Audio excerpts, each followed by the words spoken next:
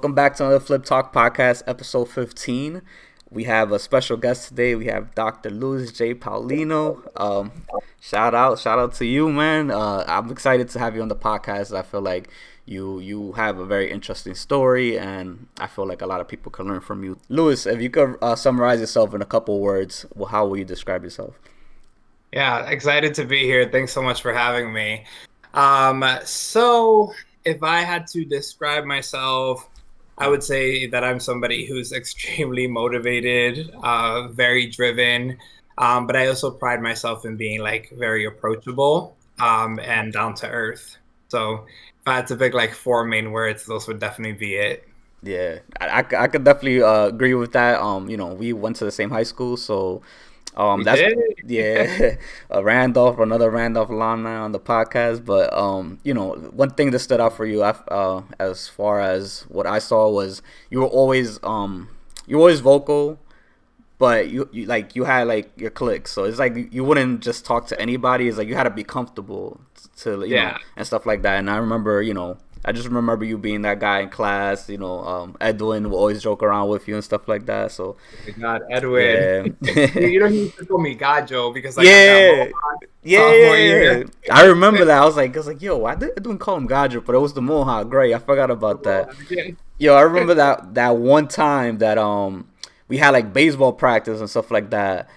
You remember like you had like braces and stuff like that. Yo, I felt so bad. Like, I'm just gonna summarize the story real quick before we get into it, Yeah. because so me and Edwin were obviously on the baseball team. We had practice on the turf field at Riverbank, and we were like, oh, you should come, because I don't think you really like got to play baseball and stuff like that, but you like the sport and stuff. So like, oh, I do, yeah. come through. We'll give you a glove. We'll teach you how to catch and stuff like that. Yes. I think we stopped at my house before or something like that. Went to grab the gloves and stuff, and then we went to the park. So, before the practice starts, we're throwing around, and I just remember like throwing like a little fly ball. You know how you throw a little higher, to see like Yep. so you get used to catching, because it's not good to throw it straight to the person's face, right? Yep. So we throw it up in the air, and it missed your glove, and it like cracked you on the teeth, right? Yep. So I felt so bad, because like you had to literally leave. You're like, you started bleeding a little bit and stuff like that. A little bit, Mm, son. This whole thing, it looked like the yeah. ball stuck on my mouth and like the skin just grew around it. Damn. Yeah, I actually, so that tooth, I don't have it anymore. That tooth, yeah, son. So What? like, From yeah, that? how that, look, I don't think I ever told you. What? Nah. I don't, so basically the tooth, like the nerve to the tooth actually died. So I had to get a root canal, which was fine. Like the root canal was fine, but then the root canal was, I guess, like poorly done or whatever. So the cap fell off and a cavity got in there, and I guess the tooth got weak. So then it actually broke and I had to get a bridge. So this is actually a fake tooth right here. Gotcha. Yeah. But listen, Yeah. listen, that experience just taught me that one, don't stand in front of the sun. And two, I cannot play sports. So that's Yeah. fine. Yeah. I felt so bad, because it's one of those situations where it's like, if we didn't have practice, we would have been like, all right, let's call it a day. Let's get this guy home and stuff like that. Like, we were worried and stuff. So, it's crazy that that story played out that way. I had no idea it got to that point. So, but No, my mom wanted to find you. She thought you did it on purpose. damn, the Spanish moms don't play around. They're like, yo, what's going on? Especially not the Dominican ones. They will go with a For patrulla. sure, for sure. But okay, so talking about families, let's go back to the beginning. So obviously you're a doctor now, and you have a very interesting story. So let's kind of go from where it started. Let me know, where you grew up and how it was just growing up with your family and friends, and Yeah. before you got into that high school stage. Yeah. So I was born in New York, Hmm. at Metropolitan Hospital, actually. And I kind of went between New York and Dominican Republic for the first couple of years, spent some time with mommy, would visit my grandparents. When I was 4, I actually moved to the Dominican Republic, and I lived over there for the first for those like 4 years after the age of 4. And so I started school over there. I actually learned Spanish first. People don't know, but like English is my second language. Wow. Nice. And then I came back at the age of 8 and I was living in Dykeman my whole life, basically. So I came around the time that I was like in second grade, I think, and started learning English. I was in elementary school, and then I went to IS 52 for middle school. Okay, Yeah, okay. yeah. So I know a lot of Randolph heads went to 52. It was like you either went to like Randolph or G Dubs. It was like one Yeah, of the those are the main ones. And then yeah, got to high school. And it was cool. It was the first time that I actually felt like I was starting to branch out a little bit. for sure. Obviously, like, we've heard a lot about the high school experience and stuff like that as from my end. So, how was your experience in Randolph? Like, what do you take from it overall? Oh, okay. So like I will say that just as a preface, like I identify as a gay man. But growing up, I don't think that's something that I was ready to accept. Because I really was not in the environment where that was really accepted or welcomed, and definitely not in the time. It's funny because you see nowadays these kids, they're so comfortable and they're so open and they're so confident. I'm like, oh my God, I wish I had that. Like, I wish I had that supportive environment, that openness, that welcoming feeling, but I didn't. I grew up in a very religious household. My dad at the age of 14 told me that I needed to have 3 girlfriends and 6 or 7 side chicks. This is my father talking to me at the age of Yeah. 14. This is his idea of what a man should be. So there goes that role model.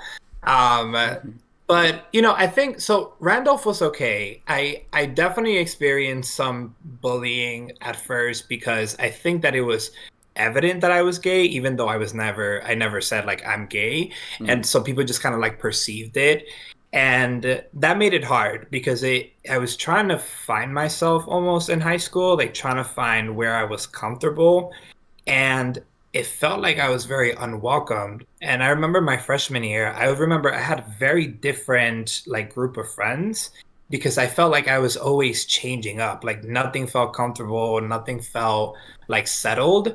And I think it was like sophomore year actually when I met you and Edwin that I felt I started getting a little bit more comfortable, and I started kind of just being a little bit more open with people. I felt that things were turning around, but I will say high school is not my favorite time. yeah.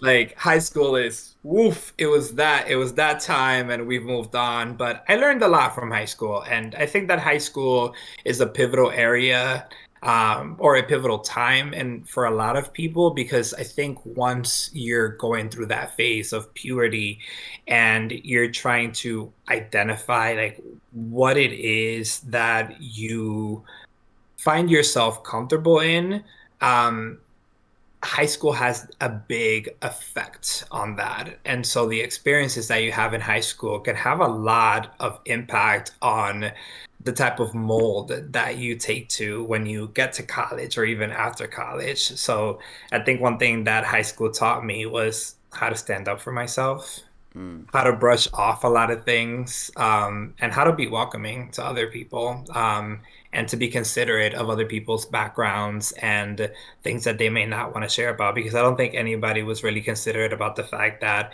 hey, I may be gay, but like I don't want to be because I didn't want to be back then, and nobody really took that into consideration. They just thought it was okay to like poke fun at it. okay. Ooh, I feel like that's very strong words right there. What you said, like you didn't want to be, like I think that's like really deep. Is it Yeah. one of those cases where it's presented to where like, oh, I might like guys, but I'm not supposed to, right? So was it kind of like it felt like a bad thing to be? Oh, 100%. Oh my God. Mm, I knew I liked guys, okay. but it was difficult to accept that, Mm, because I think like once you hit puberty, like those hormones just start like shooting up and then like, people are mm, talking about sex and dating and hooking up and I'm over here like, so am I supposed to be dating girls? Like I can't date guys. I'm gonna get like beat up. You know what I'm yeah. saying? So, Mm, and I think I was a big churchgoer. I grew up Catholic. I'm like confirmed in the Catholic Church. And I used to love going to church. And I remember how many times like I felt guilty about being gay, and I would go to confession. And I would like on Saturdays I would confess that like I was having these thoughts, and of course the priest was reinforcing that yes, you are sinning. And so I would almost like try to trick myself into not being gay. Like, oh no, you shouldn't be having these thoughts. I even tried dating girls, and no, that didn't work out clearly. So it felt like a bad thing. And I think that, now that it's been so many years after high school, even after college, I realized that there were actually so many people in my shoes as well, but nobody really felt comfortable saying it at that time because it just wasn't a supportive environment. Not yet. Yeah. So it seems like, was that the first time you actually like told somebody when you spoke to the priest? Because it's one of those situations where it's like, damn, I got all these thoughts in my head, right? And then it's like the first person you talk to about it, they're like, you're not supposed to be doing that. It's a bad thing, right? So it pushes you away from the truth, right? So it's kind of, Absolutely. so was that what your experience was with like that? Was that the first person you told? Officially, yes. And you have the privilege of like, you have that little window that where they can't see you, you can't see them. So I'm like, Mm. listen, you can only hear my voice. There's about 500 people that go to this church, so you're not gonna single me out, bro. So, but he was the first person that I told in an anonymous form.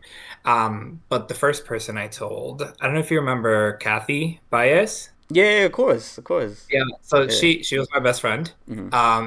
And I decided my senior year of high school that I was gonna come out. And I didn't want to do it like in a public way or anything, but I wanted to tell her, and she was the first person I told.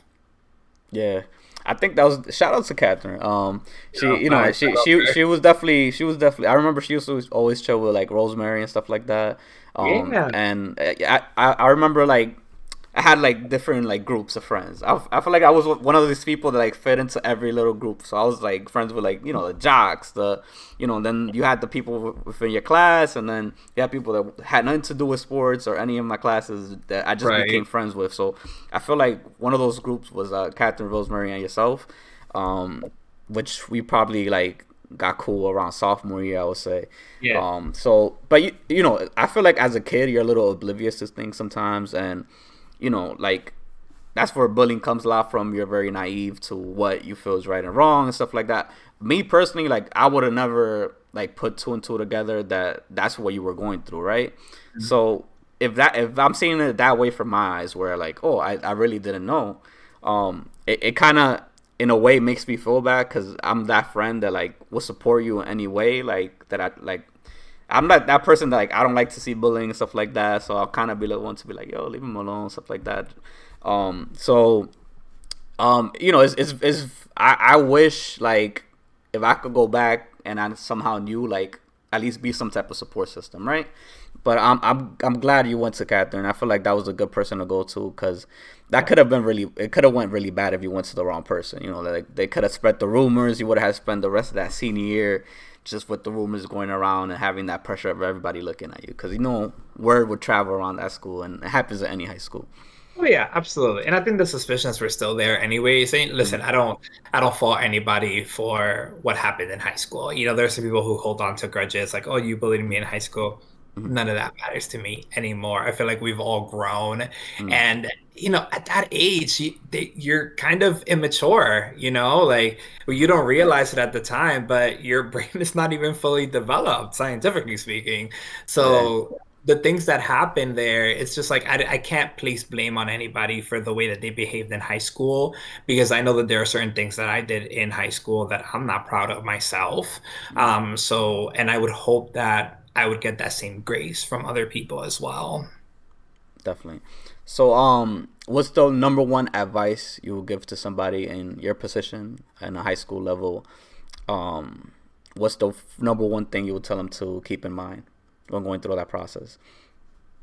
Yeah, I mean, I think it's so different nowadays because like Mm-hmm. nowadays like being gay is like such an accepted thing and there's such like great support, but there are still struggles. There are still people who struggle, especially when they come from religious families. What I will say my number one advice is that if you are feeling that way, do not be afraid to discover that. Don't be afraid to explore that because you'll never know unless you actually like go for it. And like there are so many people who I know who didn't experience the joy of experiencing love, like Mm, true, like emotional love until later in life because they had to live in this bubble their whole life. And it's just such a shame that you have to wait so long to experience love. I've experienced love, you know what I'm saying? And it's something that's so beautiful and something that I've cherished so much. But the only way that I did that was by being authentically myself and by exploring those feelings that I was having. And it's tough because, my family, while they were religious, they were very accepting. They're very, very loving. And I'm very glad. I remember I wanted to tell my mom before I told anyone else. And my mom just hugged me. And she told me, she was like, all I want is for you to be happy. All I want is for any of my kids to be happy. Just like just stay focused on school. yeah, yeah, yeah. She's like, Dominican don't play when it comes to mm-hmm, the education. It's like, okay, whatever, mm-hmm. but make sure you become a professional. They hit you with So, the story of the struggles coming up. They're like, look, I went through all of this to get here, to get you, into this environment, to get you to go to these schools. So you I get know, it. and it's Yeah. a story, right? Like it's a Mm-hmm. story that it's a story that a lot of our friends know because my mom came here from the Dominican Republic. She doesn't know English, you know what I'm saying? She didn't go to college. She worked as a waitress and she was a single mom. And you put all those things together and you try to figure out how somebody does it. And I admire my mom because she has such strength. I think I get my work ethic and my drive from her because she wasn't just a waitress. She figured out other ways to make money just to support us. I never went hungry growing up. You know what I'm saying? There were eviction notices, don't get me wrong. We did live in the hood. There were eviction notices. The lights went out a couple times, but I never went hungry. And I always had clothes on my back. And that's more than what I can ask for because there's so many people out there who have even less than that. So I think that the whole aspect behind like having a supportive family is so important. And I think when people come from like religious backgrounds or religious families, it's tough because the fear is that you'll lose your family. And that's a real thing. Like there's so many people that come out and their parents kick them out. You know what I'm saying? They get disowned. And then you have to go through the world trying to find a family because the one that you called your own no longer claims you. And Yeah. that creates a feeling of emptiness inside and a feeling of almost like longing. So I get the fear, but I will say that like you owe it to yourself to be authentically yourself in whatever capacity that looks like. And if you can't do that, then you're going to be stuck in a bubble for a really long time. And it's just not fun to live like that. Yeah. I feel like if you have loved ones and in a situation like that, even if they don't come around the moment you tell them, sometimes it depends on the person. It could take a couple of years for them to come around, right? So as long as they come around at some point, like that's what matters. But I feel like maybe that's what sparked the plug for you to where like you just told her and instantly as soon as you told her, she like took you in open arms and it's like, all right, this is my mother. Like I knew you wasn't gonna let me down. So I feel like all those years of stress and just thinking about it and just keeping it tucked away, like it just kind of like opened the door. It's like, all right, cool, I could be myself now. Yeah. So was that in the process of like you going from high school to college that took place? No, I actually told her the winter break of Okay. my first year of college. Okay. Cool. Yeah, so I Cool. had already gotten to college and I got to college and I really thought that I was going to be way more open, Mm-hmm. way like about my sexuality and who I am. And I was surprised. I was still kind of a little closeted. Yeah. Not for any specific reason. I think that there was something about the process of getting to who I am today that needed to occur. Hmm. And I just didn't know what that path looked like. And, I think a lot of us are trying to figure out who we are. And we try to take steps to try to figure that out. But sometimes, like, the path is very windy and you don't have really much control of it. So that was one of those things where, like, I didn't know it at the time, but getting to college and still being closeted was a part of that path for me to become who I am today. Yeah. So I when I got home that winter break after spending my first semester in college, I did tell her because I just felt that it was the time. Hmm. I felt that, being away from college, I really missed my mom a lot. I spent my whole life with her.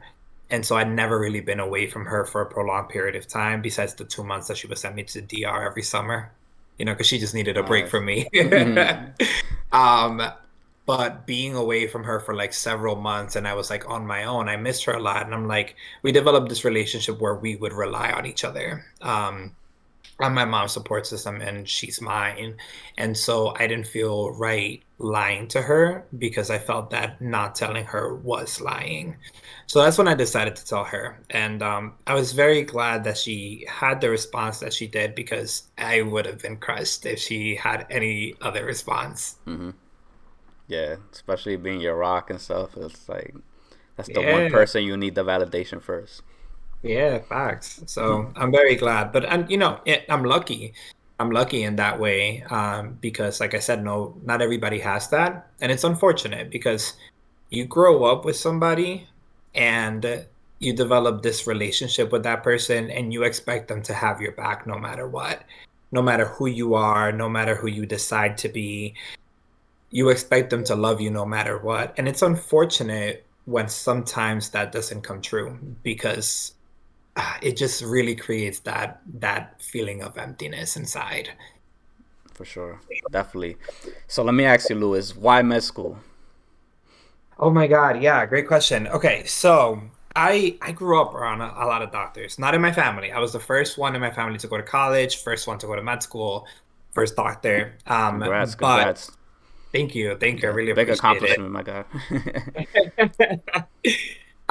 But I grew up going to the doctor a lot, especially in Dominican Republic, because, well, we're in a third, or I shouldn't say that, developing country. Yes.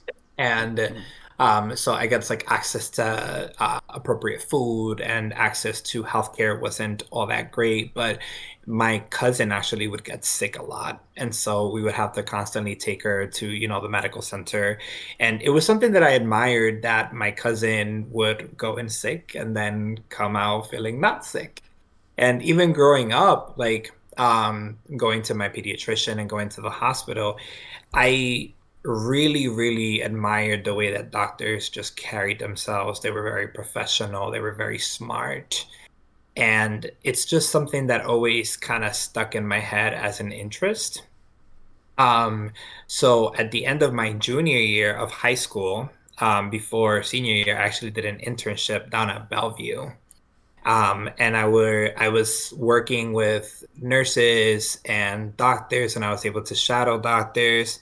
And I think that's what really solidified it for me because I saw the way that doctors cared about their patients, and I saw the way that the health system worked. And it's just something that felt comfortable for me. It's something that I was happy to wake up every day at 7 a.m. in the morning and head from Dykeman, right, all the way down to 27th or First Avenue. I had to take a train and two buses.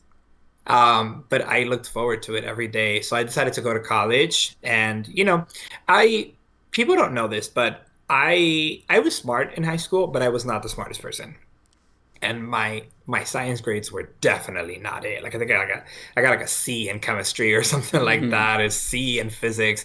So I didn't even think that I was gonna be good enough to be a doctor. So I got to college and I was like, you know what? I'm gonna take one class, one science class, and I'm gonna see how it goes. So I took bio, and it went well. And then after that, I was like, okay, I'm gonna step it up to two science classes, and I took two, and it went well. And then I stepped it up, and then it was like my whole schedule was like science classes. And, I was still involved in, shadowing and volunteering in the hospital. So I still kept that general interest.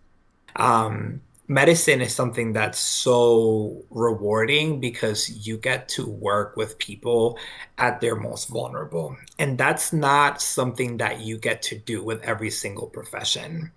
And there's such a art to it, even though it's a science field, but there's an art to medicine that's very, very engaging. And so it's just something that I really saw myself drawn to.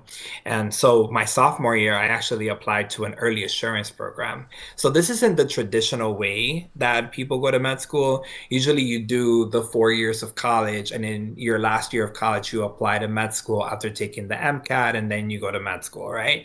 Right. For me, I applied my sophomore year to an early assurance program, and I got accepted, which was a huge deal because number one, I was one of like, I think there was like 40 of us. It was a very competitive program. And number two, I knew by the end of my sophomore year that I was going to go to med school. So I was very lucky. And so I finished college and I came back to the city to start med school. Nice, nice. So, how competitive is it? Like, can you go a little bit into just the process of starting that process and just trying to live your life in the process of doing all this, right? Yeah. So the I could tell you like specifics, but Mhm. I think like those things are just like so arbitrary. So like j medical school is very competitive to get into. I think the acceptance rates, I think the highest are like 3% at some schools and like 1% at others. Like it's very, very competitive. And you have to get good grades, and you have to do volunteering and shadowing and research and get a good score on your MCAT. And so it ends up being a lot of work because, I can go to college and just kind of try my hardest and do my best and pick a profession and know that, like, no matter my grades, I can get a job. But in college, everything that you do as a pre-med student has to be very calculated. You have to make sure that you're getting good grades, and you're also balancing that with having leadership positions and going to the hospital and doing research. And so all of that takes time, and it actually takes you away from the other things that are also important in college, like socializing and networking and meeting people. I mean, college, when I look back at college, college was probably some of the best years of my life. So trying to be pre-med was tough. But what I will say is that once you find that balance, you hit a sweet spot, and so it becomes very routine, and you figure it out. It takes time, and the process looks different for every single person. But I will say that once you get it, it clicks, and then it becomes easier to do. Okay, so you get into this program, right? Yes. So what is the process compared to the traditional process to where you do your 4 years and then you Yeah. have to apply to the program, right? So how was that experience for you? It was kind of scary because I didn't think that I was going to get into it. Because they looked at high school grades because Mm, you're applying with only 3 semesters of college work. It's your first year and the first semester of your sophomore year. So all they have are 3 semesters worth of grades. So then they have to make up for it by looking at your high school grades. And like I said, my high school science grades were basura. So I was afraid because I knew that the program was competitive, and I'm talking about people from these Ivy League schools who got straight A's in high schools, who got 2400s on the SAT. I did not do that well on the SAT. And so I was like, oh my God, there's so many things stacked against me. But I went for it. I went for it because, somebody told me this, like, what do you have to lose? Like, what do you have to lose from applying? And that's such a like, it's so crazy because I think about it now. That's such a great mentality to live by. Like, why be afraid of trying something knowing that you can't lose anything from it? You know what I'm saying? Like, the worst thing that could have happened was that I didn't get accepted, but I did. And I wouldn't have gotten accepted had I not tried. But yeah, so just to get back to like the process part of it. So I applied my sophomore year, at the end of my third semester. I think the application was due sometime in December, or January, sometime around there. This was a while ago. Yeah. And then I got invited for an interview in April. And by the summer, I got my acceptance letter. And so the whole point of the program is to kind of like change the way that you do undergrad. Instead of the traditional pre-med route where you have to do all these things, they wanted you to think of other ways that you could enrich your college experience. So I got to take a step back from the craziness of pre-med after my sophomore year and focus on things that were important to me, as compared to, like I said, somebody who is, boom, 4 years of college, pre-med, take the MCAT, apply to like a million schools. I applied to one. And so Wow. got to save a lot of money because Hmm. applications are very expensive, and traveling for interviews, pre-COVID. Now all interviews are on Zoom, so you get to save money. But pre-COVID, you had to have a suit, and you had to travel, and you had to book hotels, and that got expensive. And so you think about it, right? And it puts people like me at a disadvantage, because where the hell was I going to get that money? I don't come from money. My parents don't have money. I was in college on a scholarship. And so where was I going to get the money to buy a suit and to book hotels and to book flights? And it happens to so many people of color that they lose opportunities because they don't have access to something like money, and it makes a difference. And, Hmm. somebody who grows up in wealth and privilege, it's nothing for them. They can apply to 50, 60, 70 schools. People of color, we have to be selective because we can't afford all that. How? Where's the money? You know what I'm saying? It's one of those situations where you gotta borrow your cousin's suit or something. It's like, yo, we're about the same height, same weight. Let me borrow your suit. I used my brother's suit to go to my There you interview. go. It fit well, so I was lucky. But it's one of those things where, like, where the hell was I gonna get a suit? I Yeah. didn't have a suit. I was a college kid. Hmm. Definitely. No, I definitely understand where you're coming from. And it's one of those situations where you see yourself like doing these programs and stuff like that. You start to know, especially when you go like away in your situation, you start to notice these classrooms. It's not necessarily of how people look in the classroom, but you can tell these people come from a different environment than you do. Like maybe you'll see like one or two that you're kind of like, oh, like you come from the same area as me, but like Yeah. you feel like that little outcast feel once you get to these levels of classes where a lot of people don't make it, right? So Yeah. especially when you're getting towards the end, you're just kind of like, oh, these people know what they're doing here. These people have the same mentality as me as far as like grinding, but Yeah. but their story is completely different from mine. And it's not necessarily that every single person in that room is coming from money, but some people, maybe there's certain people in the classroom that know somebody that Yeah. helped them get into the program. But it's like, you're coming from an environment where you're completely new to this. You're the first person in your family doing it. So you're learning Yeah. as you're going. It's not like somebody's walking you through it. And, areas of where you're living and schools you're going to, sometimes you get that support, sometimes you don't. So it really Yeah. just comes down to your personal experience. And I feel like that's what's so interesting about people's stories. Like, there's so many doctors in the world, but everybody had a different story of how they came up, how they got there, and how they view the system now, right? Yeah. So now that you finish med school, Hmm. you become a doctor, you get that Uh-huh. diploma, right? You got your lab coat on. Oh my Um, God. Now that you're in the field and you're working day to day, what are some Hmm. things that you noticed that were completely different from what you expected from the outside looking in?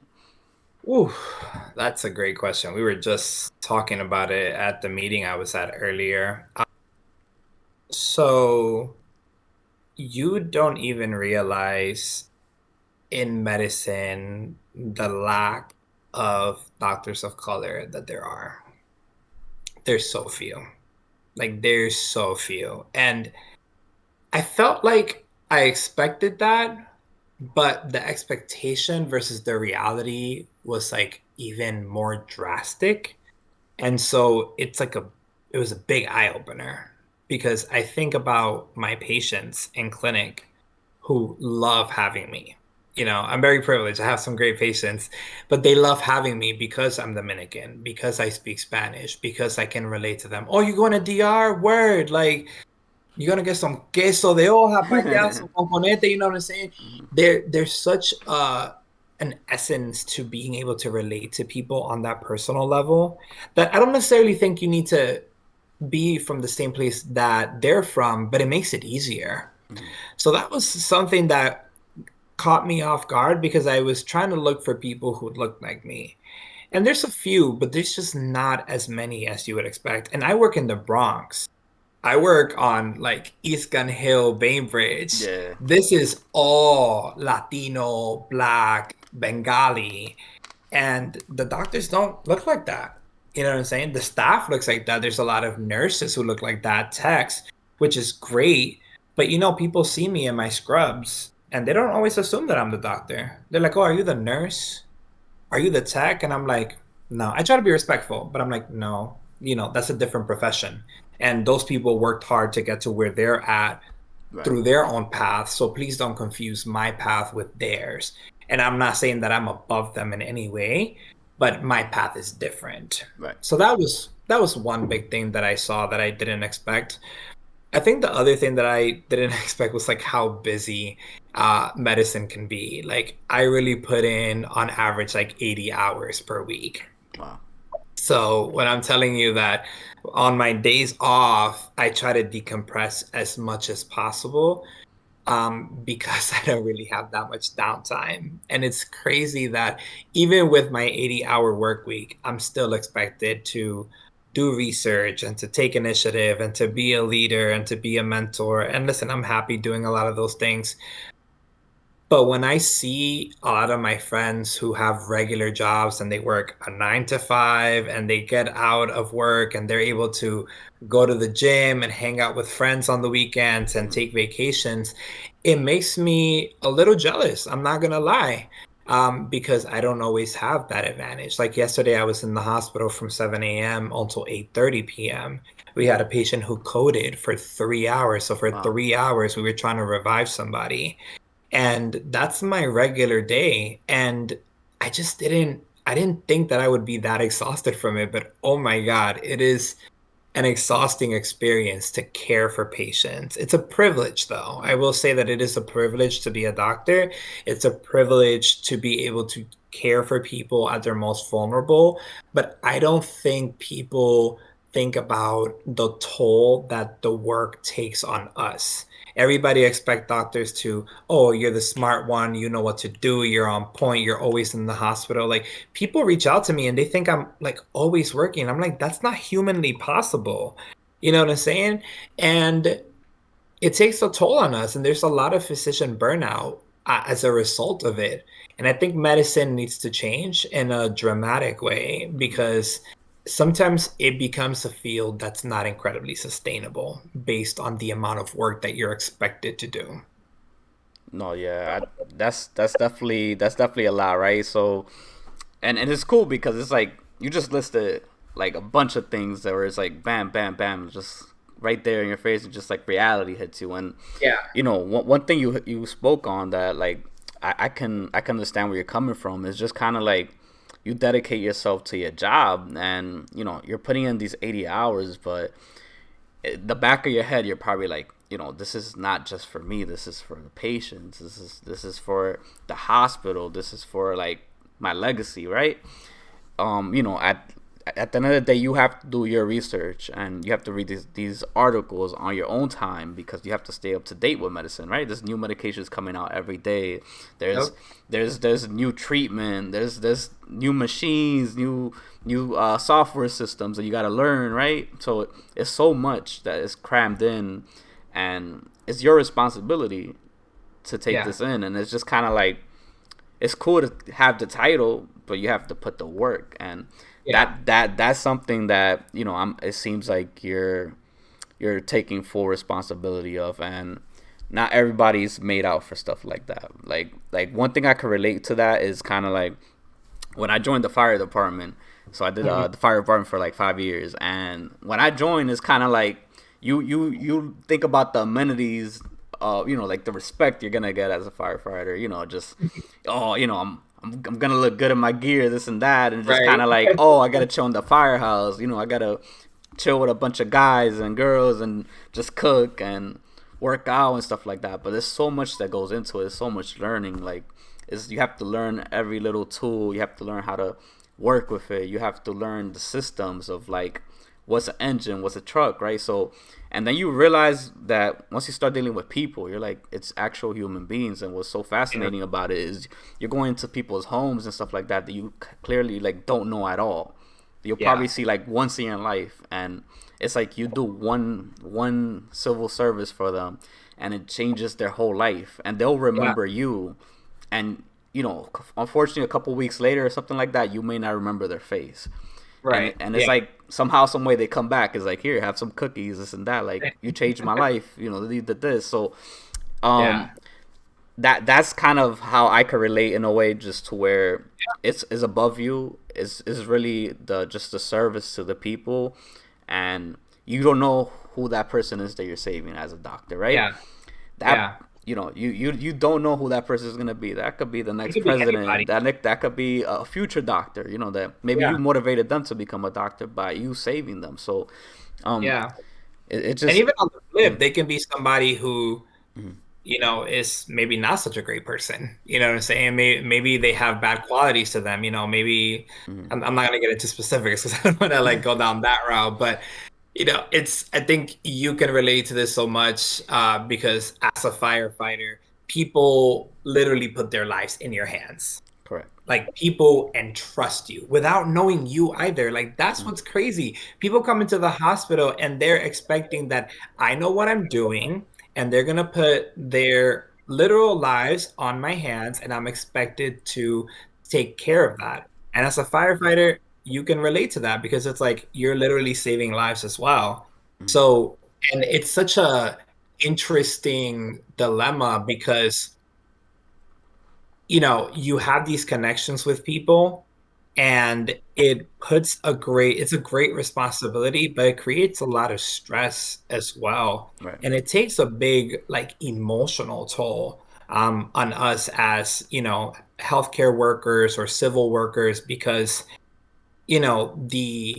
the pressure of having that on your shoulders can be a lot, Mm, and there's a lot to be said about the mental welfare or the mental stability to be able to do these type of jobs. mm. And sometimes you think you can handle a situation until you experience it. like Yeah. like seeing somebody pass, or seeing somebody get injured, or seeing somebody, in your case, like somebody with a certain condition, and it's like right in front of you, and you're seeing them gasping for air, whatever the case is. Like, it's very surreal, and it's one of those things to where you have to be like, okay, I can't take this home with me. And it does take time to learn how to balance, like have that work life balance, right? It's not like you Oh, yeah. just go home, shut it off. So, how do you deal with that? Like, what are some things you personally do, for yourself, for your sanity? Oh, yeah. Oh my God. First of all, I love going to the gym. Mm. Um, my current physique doesn't represent that because I Oh, like to eat good, man. crap. But I really like going to the gym, and I think it's such a protected time for myself because I get to go, I pop my headphones in, and I start lifting weights, and then I finish with cardio, and I just get that sweat up, and I'm not thinking about anything Mm, at that moment besides working out and pushing myself and getting myself healthier. So I love going to the gym. But I also just love hanging out with people. I like hanging out with my friends, grabbing drinks. I like dancing. I like dancing a lot. Like I'll full on go to like clubs or lounges and like go out dancing with friends. Um, I like watching movies. I for During the pandemic, I actually picked up hiking a little bit. I haven't done it in a while, but mm, like I actually really liked it when I did it. mm. And I actually like singing. Now don't tell anybody this, but I actually have a world tour in my shower. I am a very famous singer in there, but I think that you find ways that you decompress. And it's about really that. It's about decompressing. And I remember last year as an intern, as compared to now, I'm a second year resident now. As an intern, I internalized so much. I still remember the face of the first patient who died on me. I still remember his name was Mr. M. I can't say his name because of HIPAA laws, but Of Mr. course. M.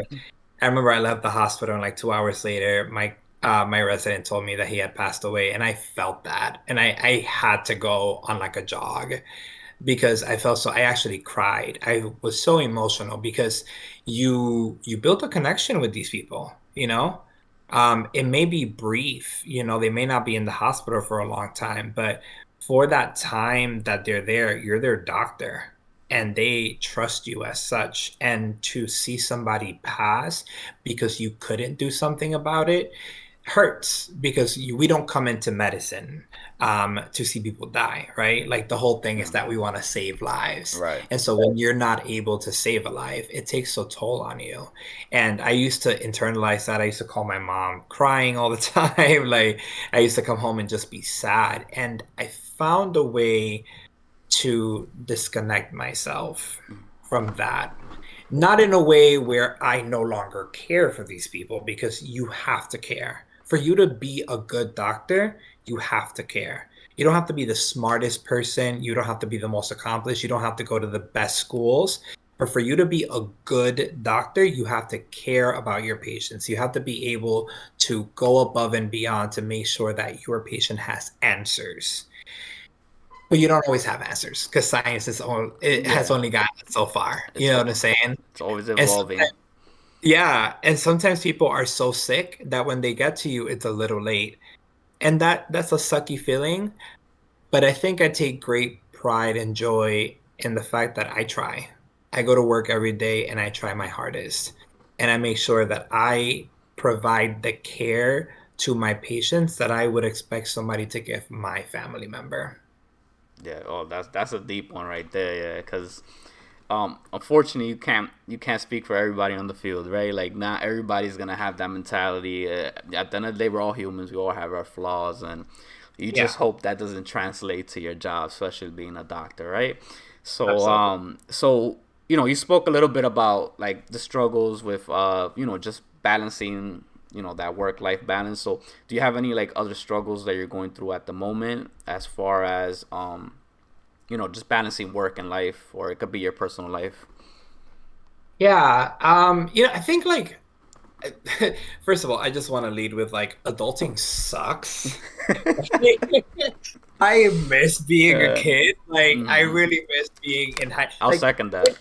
oh my God, it's Hmm like in hindsight, like yeah, high school might have sucked a little bit, but like yo, take me back to high school. Like I would like to not have responsibilities.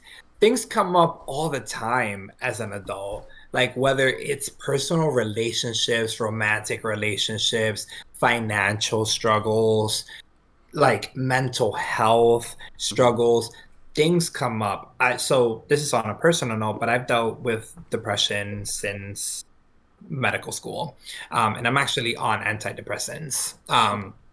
And it's something that is it's something that's gotten better over time, and I'm able to manage it better now. But I remember when this started manifesting itself, it was very overwhelming, because I didn't really know what to do about it. You know, growing up, like mental health in our families is considered palo loco, which translates for crazy people, because in Latino culture, there's such a stigma. And I really had to step outside of those bounds in order to reach out for help, because I don't think I would be here today without identifying that and getting treatment.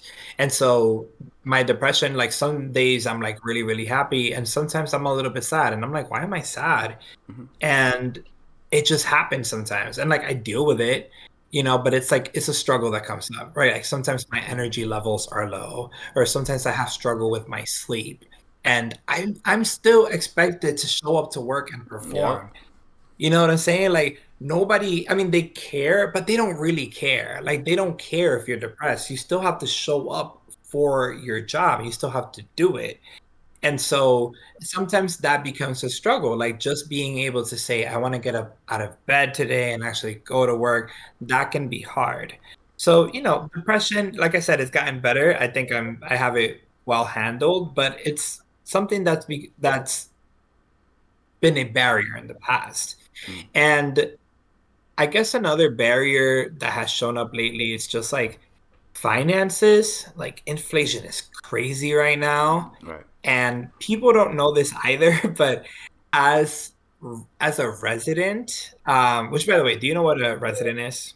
Yeah, yeah, it's pretty much like when you come out of school, you have to do a certain amount of like years as a like pretty much under somebody to then Exactly. move on. Yeah. Exactly. Yeah. Hmm. Just so the viewers know, because I don't Yeah, think a lot of people understand, because it definitely. doesn't happen like this in most countries. This is purely an American and Canadian system. So Hmm. basically, like after you finish your 4 years of med school, you apply to a residency program. And so residency program is like training after med school before you become a full-fledged doctor, that can practice independently. Like right now, I'm a doctor, but I cannot practice independently. I have to be under somebody else's license. And so my specialty is internal medicine, but there's residencies in, general surgery, neurosurgery, psychiatry, pediatrics, radiology, pathology. And so right now I'm a resident, and because we're residents and we're in training, we don't get paid that much. And mind you, I work 80 hours per week. And I did the math one day. I get paid about roughly $12 an hour as a doctor. Yeah. Wow. Yeah. And people don't know that. People Mm. think that because I'm a doctor that I'm like loaded or something. And I'm like, no, no, no, no, no, no, no. I'm a Wow. resident. I'm poor as hell. Yeah, and inflation really starts to affect a lot of us because it's like, well, yeah, that's nice that like gas is going up and eggs are $12 for one carton and like, rent is going up, but I'm like, my paycheck isn't. So it's like you're expecting me to down out more Right. money, but I don't really have it. And so financial like hardships become a thing. And you know, if I had one regret in life, it would be that I wish I was a little bit more financially literate. Mm. I feel like my financial literacy is a little limited. So, it's hard because when you're pressed against the wall and nobody cares that you're not getting paid enough, Mm. they're coming to collect. You know what I'm saying? Like you got to pay those credit cards, you got to pay those bills, and when Hmm. you don't have that money, you're stuck in a situation where you have to pick and choose. Yeah. Thank you for sharing that. It's definitely like it's all real. It's all stuff we're all going through somehow, some way. I feel like I want to just go back a little bit to like the whole Yeah. depression thing. Yeah. I feel like back in the days, it was, like you said, it's kind of like an odd thing, especially in Spanish culture, to where like to go through depression. So the moment you are going through is, oh, he's crazy, or like just what are you talking about? Like you have to pick yourself up. Like nobody's gonna do it for you and stuff like that. So Yep. I'm glad that you're open to talk about that. Not any person that has depression is gonna be able to come on to a podcast and talk about it. So I really do respect you for Yeah, it. thank you. But just to go a little deeper into it, it Yeah. just kind of like what is kind of like the main root that puts you in that place? Because like what I'm noticing is this is coming up a lot. Not just necessarily with the conversations I'm having, but it could just be other podcasts you're listening to or just regular life conversations you're having with individuals you meet. And it's kind of like people are more open to talk about it, and you start to realize how much is actually happening in the world, right? At some point somebody must have been depressed about something. It doesn't necessarily mean you go through it every single day. It just kind of comes and goes, right? So I noticed that a lot of people that I talk to that go through depression, sometimes it's related to like just like the whole process of life, kind of like is that sometimes people become depressed over the fact of them wanting to like accomplish something in their life, and just knowing the process of life, that life could be cut short, or that you may not feel healthy, or you may be going through a health concern, or maybe you're just scared of like the whole process of just death. So it could go really deep into where the depression comes from. So do you know where your depression comes from? So that's the thing about depression. Depression could have a trigger, or it could not. And I Yeah. think that's so tricky about depression, anxiety, mental health in general. It doesn't always have a cause, Hmm. that's just the way that your brain chemistry is made up.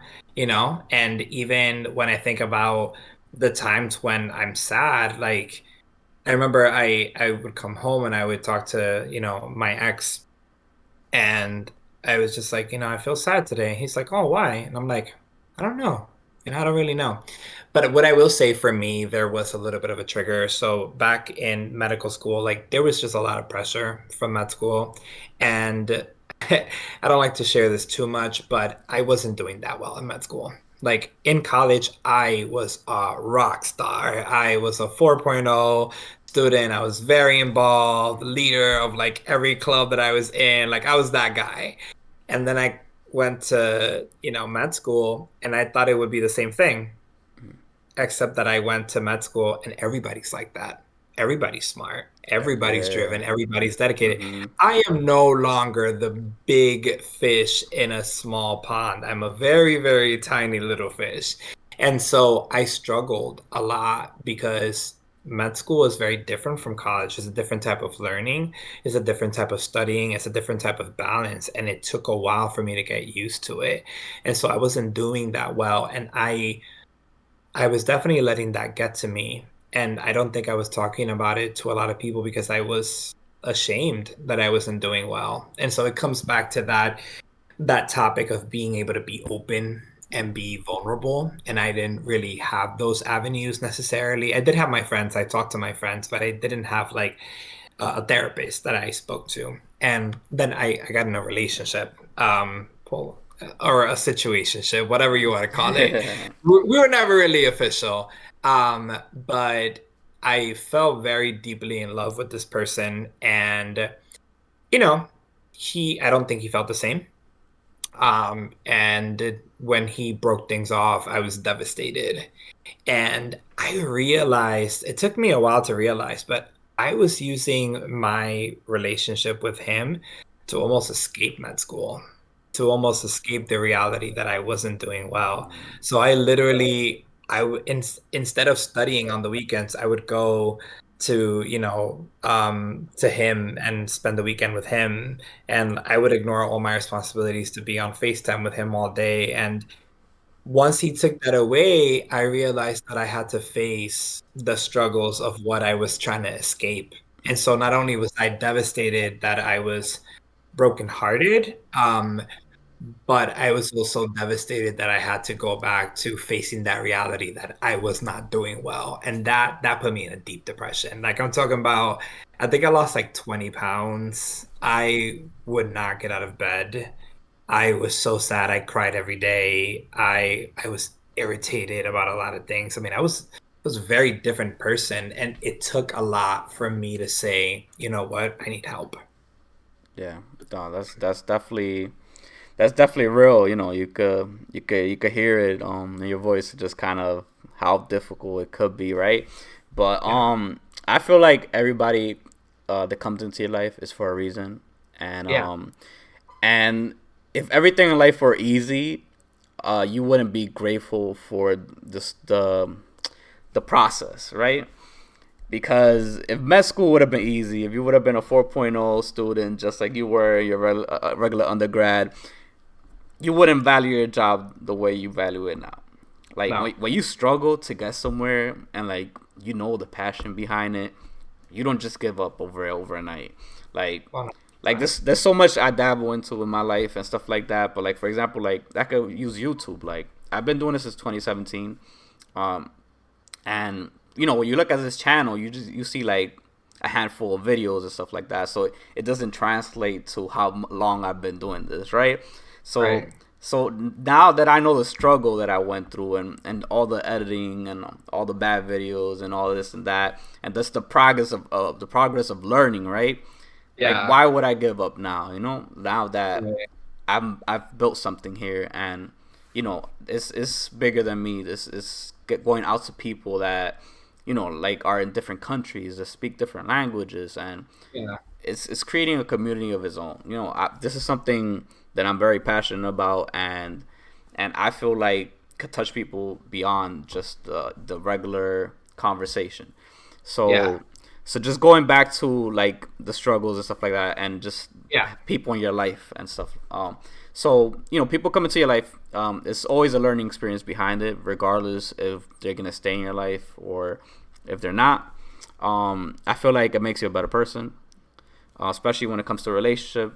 The next relationship that you go into, you take all the positives, but also all the negatives, and you make yourself a better person. And sometimes it helps you learn who you are as a person, because if you have a flaw and you did in your first relationship, and then you do the same exact thing in your second relationship, you kind of catch yourself, and you're just like, damn, it's me. Like, at least when it comes to down to that flaw, right? It's pretty, right? So I feel like you were meant to go through that.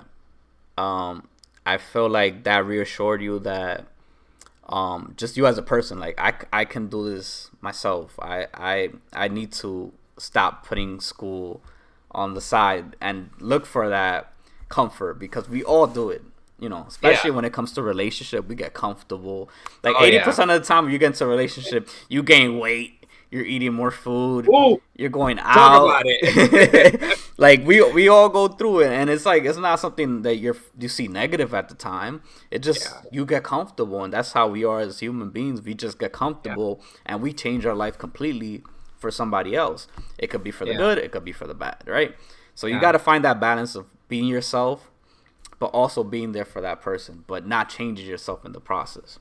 Yeah, 100%. I think that, one thing that I've realized is that, like, us as humans, we are not just one solid thing. We are like one thing that's made up of so many different parts. And I think like those different parts include like your characteristics, your, how you're raised, and your life experiences. And those experiences really have to deal with the people that have come into your life. After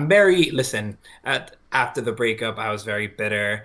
I'm very grateful for who he was in my life, because I realized that, one, I felt love.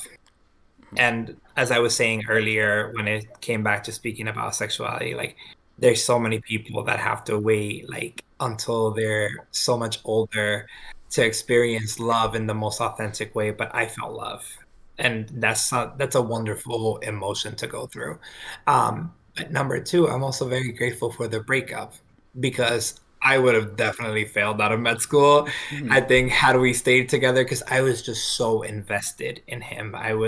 Everything about my life was about him, and that wasn't healthy. And I'm grateful that he was able to remove himself, because I don't think I would have walked away. And so he definitely was a pivotal part in my story. When you think about the book of your life, Yeah. he was a very essential chapter in who I am today. Yeah.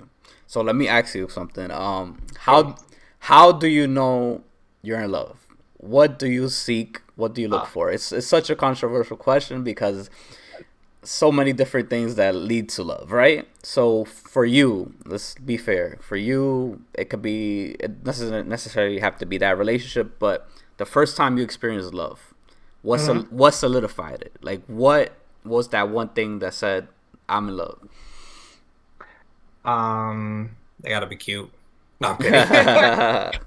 I'm waiting for a deep ass answer. You're like, Right. I was say, no, they gotta be cute. If they're cute, I'm in love. No, I think that you're in love when you cannot stop yourself from thinking about that person.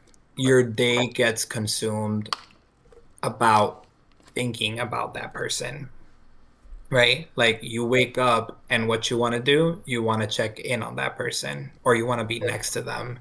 When they're away, you wish that they were there. You want to spend a prolonged period of time talking to them. You have dreams about them. You care about them being well. And so I think that that's what it is. It's just like it's your own thought process. It's how that person lives in your mind, and that's what I think like love looks like. You're in love when you can't really imagine yourself not being with that person. The thought of being without that person like crushes you. And so I felt that, and I think Difference. that again, it can be a dangerous emotion because you Mm-hmm. can really put Mm-hmm. yourself like in trouble. But I also think that it's a beautiful emotion, because to learn to care about somebody in that manner is something that's very unique, and it makes you grow as a person. I don't think that until you've loved somebody for real, I don't think you've fully grown into who you are, because you have to experience what it's like to fully care about somebody in such an unconditional manner, Mm-hmm. that it makes you think about so many other things in life in a way that puts so much perspective and so much context in everything that you do, right? So like Yeah. you start thinking about how certain things are trivial, or how certain things are beautiful, or how certain relationships are so essential and something that you have to cherish. And I think like that really happens when you fall in love with someone. Yeah. That, you saying that made me think of like that saying that, like, you love somebody if you want to see them win, like, more than you, in a sense, like you Yeah. want them to win, like, first, kind of thing. So Yeah. it's like in a way you're putting them first, but also like you're trying to keep yourself to catch up, right? Absolutely. But yeah, I mean, that's just a question that I wanted to throw out there because, sometimes people fall in love for the wrong reasons, for the right reasons. So it's just good to hear like what solidified that for you. But let me ask you, what's next for you? Do you have some goals in mind for your future? Yeah, absolutely. So, I am applying to a fellowship Nice. coming up in July. And so to add even more context, because like medicine can be very confusing, but so in my field, you can do internal medicine, and that's 3 years. And Mm-hmm. after that, if you want to specialize, you have to do a fellowship. So if you've ever seen a cardiologist or an endocrinologist, or a kidney doctor or a liver doctor, these are all specialists. And so I'm interested in gastroenterology, Nice. which is basically like the esophagus, the stomach, the small intestines, the colon, the rectum. So the next steps for me are to apply to that coming up in July, and hopefully have a spot for the year after I'm done with residency. And then that'll be another 3 years. And then after that, I'll officially be done with training. Nice. Um, what comes after that, I don't know. Mm-hmm. I think that I can make plans, and I can have this like grand life that I'm gonna plan ahead for myself, or I can live in kind of the moment. I remember when I was in college and I told myself, I'm gonna get great grades, and I'm gonna go to Columbia, and I'm gonna be a cardiothoracic surgeon in New York City, and I'm gonna get married, and I'm gonna have kids, and none of that came true. Like none. My life has taken so many different turns, and so I think it's so funny because I'm not that religious anymore, but there's a saying in the church that says, you want to make God laugh, tell him about your plans. And I think Mm-hmm. that speaks to the essence of the fact that you just don't know what really comes next. Mm-hmm. I have a goal of what's my immediate next step. But beyond that, I don't know. I don't know where I'll be living. I don't know who I'm gonna be with. I don't know if I'm even gonna have kids, to be completely honest. But I'm looking forward to the rest of my life, and I'm very happy with where I am today, because I think I've reached a point in my life where I feel incredible gratitude and joy in just living every Yeah. day. No, definitely, yeah. And it's okay not to know what's next because it's kind of a day to day thing. You're Yeah. it's not necessarily playing it safe. It's just what makes you happy. I feel like a lot of stress comes from trying to plan too, right? If you get too involved in it, before you know, your life pass by you trying to plan things, and you won't do anything in the process. So it just Yeah. really comes down to the person that makes you happy. If you're happy and comfortable where you are, then who's to say you got to change it, right? Sometimes change is best to not change things because it could be negativity that comes with it. Yeah. Definitely, yeah. So yeah, I mean, you should. I one recommendation. I'm like, when you get the chance, definitely take some vacations. It sounds like you want to. It's just you don't got the time for it, right? I do have vacation coming up. I'm currently Nice. on general like hospital wards, so Mm, my schedule is a little bit busy. yeah. But in like 2 weeks, I'm actually gonna be on vacation, so I'll be able to like relax and take a break and Mm, decompress. And uh, I'm I want to go to Miami, although I have done nothing to plan that, which is like more on me because I've been mm, caught up with so many other things that are going on in my life. mm, There's a lot of I'm going through like a lot of like personal struggles right now with like family and relationships that we don't have to get into. But I think I've yeah. been really putting off a lot of other things. But you Mm, know, I I think that like change comes regardless of whether you make plans or not. You know what I'm saying? Like change comes in one way, shape, or form, whether you make plans for it or not. And I think that I just I find, and this is not the case for everybody, but I find that when I make these crazy plans about the future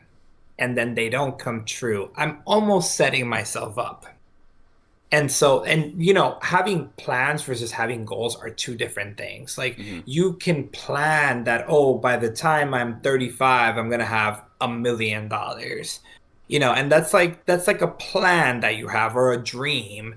But to me, like having more concrete goals that are short term in order to get to a more feasible long-term goal is really how I tend to live my life. And it's worked for me. I am where I am today because I've kind of lived by that philosophy.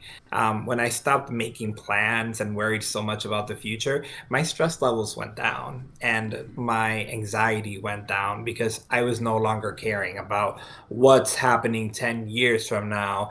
I'm worried right now about what's happening tomorrow, what's happening this weekend. You know what I'm yeah. saying? It's like Mm. you have to really take life one step at a time, or you can really drive yourself into this hole that's hard to like dig yourself out of. No, definitely, yeah. And I feel like there's not enough hours in the day to do everything you want to do. Especially with your schedule and stuff. You barely find time for yourself. So it's kind of like you when you have time for yourself, you're probably trying to enjoy yourself and enjoy the time before you're even thinking about the future. Because you're just kind of like, let me enjoy this moment, let me Yeah. de-stress, and like you said, it's working for you, right? So I definitely want to thank you for coming on. Do you want to plug your social media so people can go follow you? Sure. Yeah. Mm, I mostly use Instagram, so yeah. you can find me there. It's Mm, I am underscore and then it's Lewis Lewis Joel Joel. So oh, yeah, you can follow me. I post a lot of things on my story just about being in the hospital. Sometimes I post like interesting things that I see. Obviously all HIPAA compliant. mm, But yeah, go ahead and follow me. And yo, thank you so much for having me on your podcast. I think it's such a wonderful thing that you're doing because I think you're allowing people an avenue to really tell their story. And, I remember seeing this show a long time ago. I forgot the name of it, but they were saying about how there's such power in being able to tell your story. That's can be so inspiring. And I've mm, definitely seen a lot of that. I think that, not to toot my own horn at all, but I think that I've taken great joy in being a mentor for other people and being able to provide guidance or maybe a little bit of inspiration. And I think you having this podcast is so wonderful because whether somebody's interested in becoming a teacher or a principal or a cop or a doctor or a lawyer, like you're giving people the avenue to tell that story. And maybe somebody can say, you know what? I'm also gay and I'm also from Washington Heights and I'm also from a religious family, but maybe I could do it. So I really want to thank you for having me on, man. No, of course, yeah, definitely. That's that. You said it pretty much. That's the goal. You know, at the end of the day, is to inspire. And I believe you have a conversation for 10 minutes with anybody in the world. You can learn something from them, regardless of the status of wealth, health, or any case, right? So yeah. So before we go, I wanna give you a big shout out. Being that you came from Randolph, I'm rooting for you all the way. I'm excited for you to finish your residency, so you could get rewarded for your hard work. Thank you. And yeah, just at the end of the day, you're a human being like everybody else, and never forget that. I feel like you guys have a lot of pressure in your field, regardless of what department you're in. A lot is expected, and a consistency is always expected. So just remember you're human, and you're trying your best. As long as you're trying your best, that's what matters. But So, yeah, we're rooting for you. I know there's a lot of people watching that know you, or anybody that went to school with us. I'm gonna speak on their behalf to say we're rooting for you. It's truly an honor to see the things you accomplish, and then what's cool about it is you're still young. There's so much for you to accomplish moving forward. As far as career or just personal growth. And I hope to bring you out in the future just to follow up and see what else you got going for yourself. of course, man, I'll be happy to. Thank you so much. For sure. And before we go, I just give a shout out to Reebok. I'm gonna post another discount code for the promotion code down below. It'll probably be like along the lines of like 40% off sale. So if you guys want to go and get your gym merch, go down below in the description. Also, if you want to find Lewis's Instagram down below, it'll be down there. So thank you for coming on, Dr. Louis J. Paulino. And we're wrapping up Flip Talk Podcast, episode 15.